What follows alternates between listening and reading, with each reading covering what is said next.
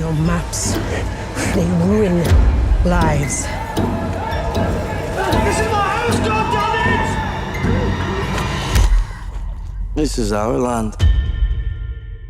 Harvest was a novel that was offered to me by my producers. And the originating producer, Jocelyn Barnes, had optioned the book.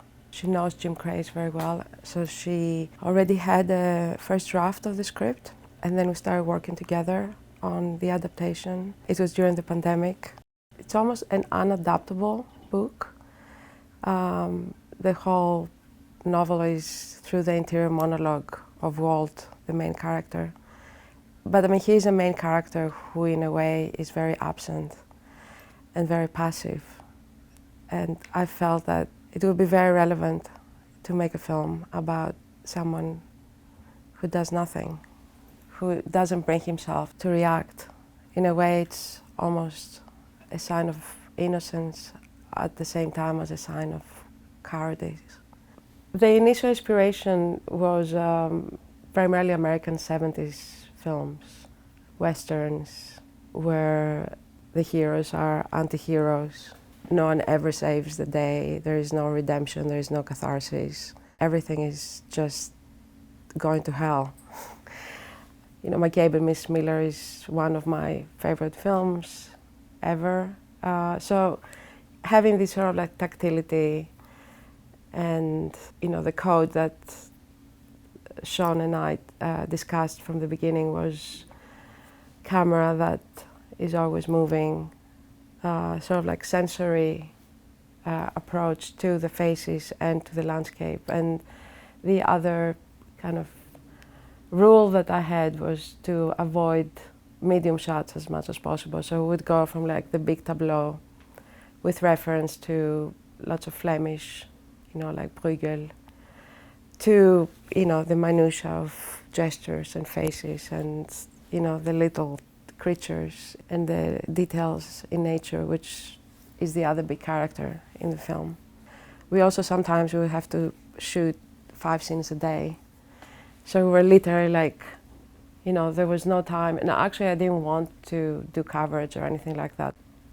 I like to shoot the whole scene from the beginning to the end without stopping. And every time it's a little bit different. No more than 3 takes. So then in the editing, it's mixing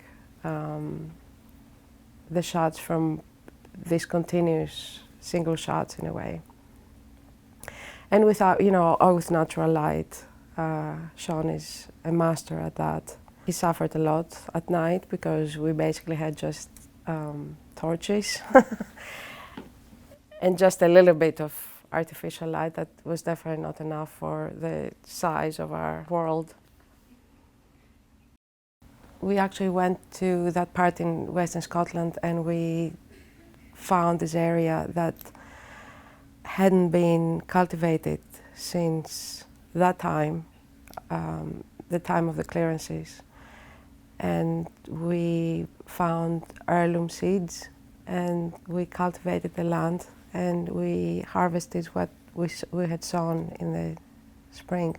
So in a way the process of making the film was very much part of the film itself. And everyone that you see in the film is not an extra, you know, it's not a background artist because these are all people from the area who are farmers and craftspeople.